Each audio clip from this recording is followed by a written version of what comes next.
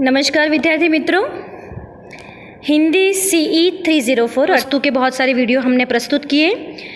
अब कथा वस्तु समाप्त की ओर बढ़ रहा है और इस प्रकार हम कथा वस्तु पर चर्चा कर रहे हैं। डॉक्टर राम कुमार वर्मा दीपदान एकांकी के रचयिता हैं। कथा वस्तु के प्रारंभ में आपको डॉक्टर राम कुमार वर्मा का परिचय लिखना है। उसके बाद मैंने आपको कथा वस्तु की शुरुआत में बताया था कि किस प्रकार दीपदान जो महोत्सव है वो आयोजित हुआ था, एक षड्यंत्र के रूप में आयोजित हुआ था, ये भी हमने बताया था। फिर किस प्रकार सोना आती है, पन्ना सोना से उसको बचाती है। चंदन जो है धायमा का पुत्र है और चंदन अपनी वीरता की बात करता है और जिद करता है कुंवर उदयसी के साथ खाना खाने के लिए, मगर पन्ना किसी न किसी बहाने उसको सुलाने की कोशिश करती है। इतने में सामली परिचारिका जो आती है और वो बनवीर की षड्यंत्र की योजना बताती है और कहती है कि विक्रमादित्य को उसने मार दिया है और उसका अगला लक्ष्य हमारे कुंवर उदयसी है। पन्ना बहुत जो है घबराई हुई है, मगर बहुत ही स्वस्थ मन से, हिम्मत और बहादुरी से अपनी राज्य भक्ति के लिए क्या करना चाहिए उसके लिए उपाय ढूंढती है और उसे उपाय मिल ही जाता है। वो किरत नामक बारी को जो है अपनी टोकरी में जो जूठा पत्तल उठाता है, ऐसे जूठे पत्तल उठाने वाले किरत को वो कहती है कि तुम कुंवर उदयसी को अपने टोकरी में उठा कर ले जाओ, और किरत अपनी योजना में सफल भी होता है। किरत तो राज्य भवन से यानी राजमहल से बाहर निकल गया, मगर अब जो है बनवीर बहुत तेजी से राजमहल में बढ़ रहा है। ये सूचना मिलने पर पन्ना को यह चिंता है कि जैसे जो है नदी किनारे पहुँचे और दूसरे राज्य में यानी राज्य के बाहर ले जाने की जो कोशिश पन्ना की है वो नाकामयाब भी रहे, इसलिए वो बहुत ही भारी मन से अपने बेटे चंदन को कुंवर उदयसी के कपड़े और उसके आभूषण पहनाकर सुला देती है। और तब जब सामली पन्ना को कहती है कि ये क्या कर रही हो पन्ना माता, तुम अपने कुल दीपक को इस प्रकार से कुंवर उदयसी के वेश में सुला रही हो, यदि बनवीर ने उसे कुंवर उदयसी समझकर मार दिया तो। तब जब पन्ना बोलती है, वो बहुत ही महत्वपूर्ण संदर्भ है, वह बोलती है कि कुल दीपक कहीं तुम मुझे दान न कर देना धाइमा। ऐसा करने वाला चंदन जो बोलता है उसी पर ये पन्ना यह कहती है कि मैं अपने लाल को ऐसी निंद्रा में सुला देती हूँ कि अब वो नहीं उठेगा। और यहाँ तक वो कहती है कि मेरे लाल के पैर में यानी कि मेरे बेटे के पैर में जो रक्त की धारा बही, अब मेरे हृदय से रक्त की धारा बहेगी और मेरी मातृभूमि पर शीश चढ़ाने का यानी कि मेरे बेटे को दान करने का समय आ गया है और मैंने भी दीपदान किया है, ऐसा पन्ना बोलती है। इतने में बनवीर जो है वो बहुत क्रोधित अवस्था में नशे में चुरा जाता है और पन्ना उसे रोकने की कोशिश करती है। तब बनवीर भी ऐसा बोलता है कि मैं भी यमराज को कुंवर उदयसी नामक जो दीपक है उसका दान करूँगा और यमराज लो इसी दीपक को। और ऐसा कहते हुए वो कुंवर उदयसी के कक्ष में जाता है और तलवार जो है उठाने की कोशिश करता है। पन्ना उसके सामने बहुत गिड़गिड़ाती है। ये बनवीर जो है उसकी लहू से लथपथ जो तलवार है उस तलवार को कुंवर उदयसी जो सोया हुआ है, वैसे वो चंदन है मगर उसे वो नशे में चूर था और क्रोध अवस्था में था, और कहा जाता है कि क्रोध में जो भी व्यक्ति होता है उसको किसी भी चीज़ का जो है भान नहीं रहता और वो ऐसी बात कर देता है कि जिसका उसे पता ही नहीं होता। यहाँ बनवीर जो है वो अपने कटार से प्रहार करने की कोशिश करता है, मगर उस वक्त पन्ना जो है वो कटार से उस पर प्रहार करना चाह रही थी, मगर बनवीर उसकी योजना सफल नहीं होने देता और उसकी कटार छीन लेता है और अपनी तलवार से जो सोए हुए चंदन सिंह थे यानी कि पन्ना धायमा का अपना पुत्र, और उसे लग रहा था बनवीर को कि ये कुंवर उदयसी है, उसको तलवार मारकर प्रहार कर देता है।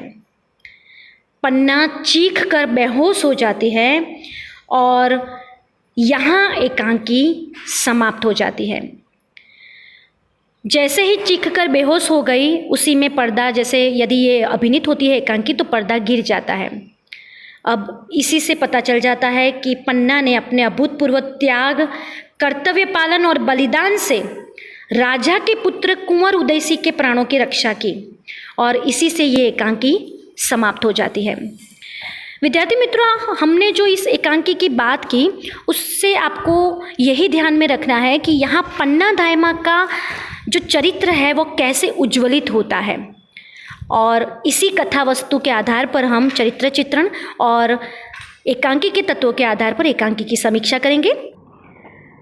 यहाँ जो है पन्ना दाइमा का चरित्र इतना उज्ज्वलित बताया गया है कि जो सामान्य उसका चरित्र नहीं है। एक स्त्री जब राज्य भक्ति के लिए और अपने राज्य के वारिस की रक्षा के लिए अपने दीपक का, अपने बेटे का दान करती है, ये बहुत ही कठिन बात है, क्योंकि कोई भी माँ जो होती है वो किसी भी हालत पर, कितनी भी वो बहादुर हो, निष्ठावान हो, मगर किसी भी हालत पर वो अपने पुत्र का त्याग नहीं कर पाती, यहाँ तक वो उस पर आँच नहीं आने देती। यहाँ पन्ना दाइमा को अपने बेटे से प्यार नहीं है, ऐसा है ही नहीं। जब चंदन के पैर में जो लहू था उसको देखकर जब वो रोने लगती है, तभी आप सोचिए कि उसने यहाँ तक मान लिया था कि इसी चंदन की जब हत्या होगी और बनवीर को यदि मैं नहीं रोक पाऊंगी तो तब मेरी क्या हालत होगी। ये एक साधारण स्त्री का चरित्र है ही नहीं, ये एक ऐसी महान स्त्री का चरित्र है जो हर कोई माँ के लिए प्रेरणादायी है। आज के युग में यदि हम बात करें, ये आप प्रासंगिक रूप से आप यदि देखें तो कोई भी माँ बाप होते हैं वो अपने पुत्र या पुत्री हो, उसका कोई भी कसूर यदि कोई निकाले तो उसका भी वो विरोध करते हैं। यहाँ तक अपने बेटे और बेटी के कसूर में भी जो है सहभागी नहीं होते और उनको प्रेरणा भी नहीं देते कि नहीं बेटा तुम्हारा कसूर है। दूसरी बात कि यदि उनको पता भी चलता है कि मेरा बेटा या मेरी बेटी गलत राह पर चल रहे हैं तो वो भी वो छुपाने की कोशिश करते हैं। यहाँ तक उसे कोई भी आँच आ जाए या एक कायदे से उसको कोई परेशान करे या उसको शिकंजे में ले ले, तब भी उसकी माँ बहुत डर जाती है और उसको बचाने के लिए कोशिश करती है। पन्ना दाइमा एक सामान्य माँ नहीं है। ऐसा नहीं था कि उनको चंदन के जो है उसके प्रति लगाव नहीं था, चंदन के प्रति प्यार नहीं था और उसे केवल कुंवर उदय सिंह के प्रति प्यार था, ऐसा हो ही नहीं सकता। कोई भी माँ होती है जिसने अपने पुत्र का जन्म दिया हो, वो कभी भी अपने पुत्र पर आँच नहीं आने देती, मगर एक निष्ठा और राज्य भक्ति और एक नमक जो है अदा करने की जो वृत्ति है वो बहुत कम लोगों में दिखाई देती है। और हमारे इतिहास में ऐसे बहुत सारे पात्र हैं कि जिन्होंने अपने परिवार की भी चिंता किए बिना राज्य भक्ति के लिए अपने भी प्राण न्यौछावर कर दिए हैं। यहाँ पन्ना अपने खुद को भी मारने की पहले कोशिश करती है और कहती भी है बनवीर से कि ऐसा करो मेरा वध कर दो, क्योंकि उसे पता है कि बेटे का वध होगा तब वो कैसे जी पाएगी। मगर फिर भी बनवीर जो है उसकी मानता नहीं है और बहुत ही मद में नशे में चूर होकर वो चंदन को मार देता है कुंवर उदय सिंह समझकर।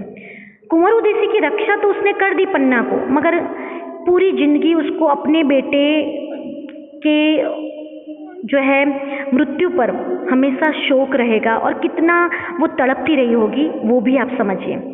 और यहाँ तो एकांकी समाप्त हो जाती है, मगर इतिहास में फिर बताया गया है कि वो कुंवर उदय सिंह को लेकर किसी अनजान जगह पर वो खुद वहाँ राजमहल में छिपकर चली गई थी।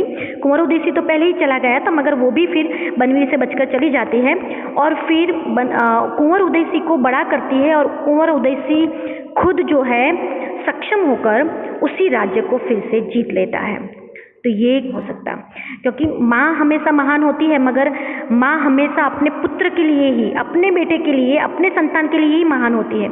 यदि दूसरे संतान के लिए उसको महान होना पड़ता है, त्यागमयता का उदाहरण देना पड़ता है, तो वो नहीं होता। जैसे हमारे भारत में मदर टेरेसा है कि जो पूरे सभी बच्चों की माँ है, तो वो ऐसी त्याग पर आए। ऐसे 2-3 माँ का उदाहरण है कि जैसे जशोदा माँ कि वो अपने जो कन्हैया है उसको हानि पहुंचाते हुए भी वो अपने गांव के लोगों को सुनती थी। भले उसके भीतर उसको बहुत दुख होता था जो है कृष्ण भगवान को बांधने के लिए, उसके लिए तो वो बच्चा ही था, एक नटखट तूफानी बच्चा था, और उसको जब वो रस्सी से बांधती है तो बहुत दुख भी व्यक्त करती है, मगर उसको पहले वो एक नंद बाबा की पत्नी के रूप में, एक गांव की अधिकारिणी के रूप में थी, इसलिए गांव के लोगों को मानना उसके के लिए महत्वपूर्ण था। और इसीलिए एक यशोदा माँ भी एक निस्वार्थमयी माँ का उदाहरण है।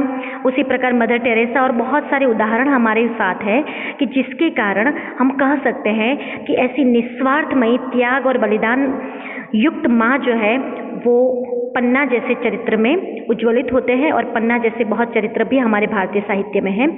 इसी से पन्ना का चरित्र उज्ज्वलित होता है। अब आपको ये एकांकी की कथा वस्तु में पूरे दृश्यों के साथ, वैसे यहाँ दृश्य योजना नहीं बताई है मगर आपको ध्यान में रखना है और पूरी कथा वस्तु को मुखरित करना है। यदि आप कथा वस्तु को जब अपने नोटबुक में टाँकते हैं, उसे लिखते हैं, तो उसे बहुत ही संक्षिप्त में लिखना है, जिसमें प्रमुख प्रमुख घटनाओं को ही आवृत करके लिखना है। धन्यवाद।